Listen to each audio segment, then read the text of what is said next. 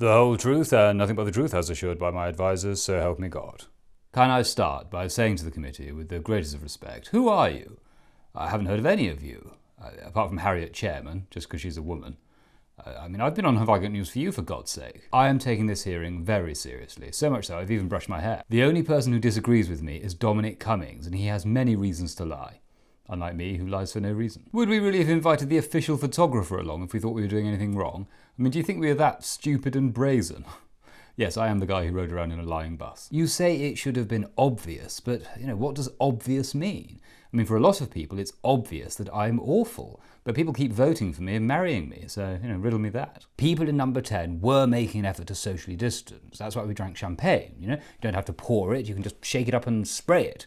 It goes at least 2 meters. We followed the guidance to the best of our ability, and our ability was low. No one told me it was wrong. I was the leader, so they took their lead from me, which was their mistake. Number 10 is a uniquely difficult place to socially distance. It's an 18th century townhouse filled with narrow corridors and people who don't give a toss. Nowhere else in the country was as difficult to work as Number 10. Imagine having your worst enemy living just next door. I believed that these events were not just reasonably necessary, but essential for work purposes.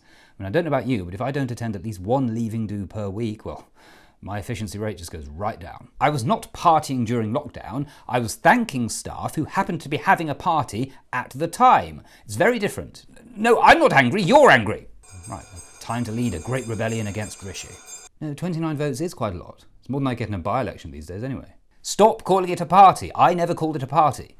Except when I called it a party, it was shorthand because the press were calling the party a party.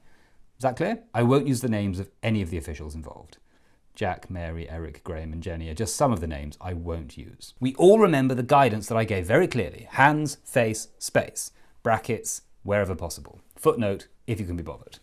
It's not my fault if you didn't read the full advice. I may have made some remarks about the social distancing. Those remarks were not necessarily meant to be a joke. I have in the past said some things that were not intended to be funny. The evidence for that is not in the bundle. I did see trestle tables. I don't remember what was on the trestle tables, apart from some of the staff later on. Look, you can't expect some sort of electrified force field around people. Sometimes people will sort of drift into each other and then they will possibly touch each other and maybe start kissing each other. Sorry, where was I? We used a lot of mitigations, like alcohol-based hand sanitizer.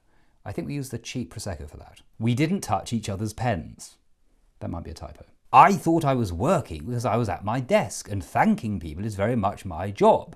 Remember Churchill's great speech, we will thank them on the beaches. I think this is a great committee, and I think this conversation's been very useful.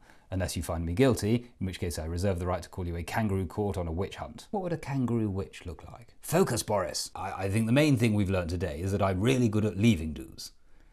Will you all come to mine?